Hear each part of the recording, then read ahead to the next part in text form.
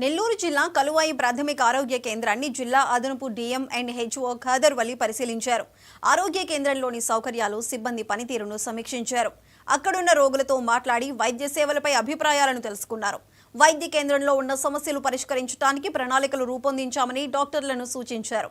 వారితో డాక్టర్లు రామకుమారి, విజయలక్ష్మి పాల్గొన్నారు.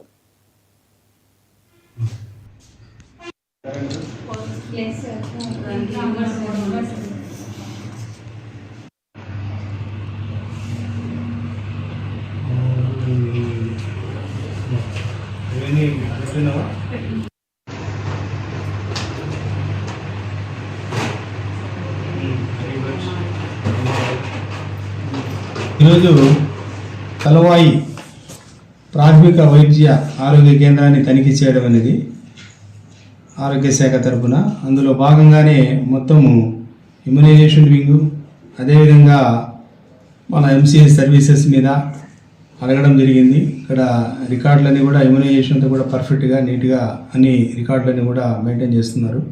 అదేవిధంగా గర్భవతులకు, బాలింతలకు వాళ్ళకి కావాల్సినటువంటి రికార్డ్స్ అన్నీ కూడా క్లియర్గా ఉన్నాయి. తర్వాత ల్యాబ్ కూడా చూడడం జరిగింది. ల్యాబ్లో టీవీ సంబంధించినటువంటి పరీక్షలను కూడా చేస్తున్నారు. అదేవిధంగా ఈ ఎల్సిడిసి అంటే లెప్రసీ క్యాంపెయిన్ సంబంధించినటువంటిది స్పెర్శ అవేర్నెస్ ప్రోగ్రాం కూడా కలవాయి యొక్క ప్రాథమిక ఆరోగ్య కేంద్రంలో జరుగుతూ ఉంది. అన్ని దిక్కులు కూడా చేస్తున్నారు.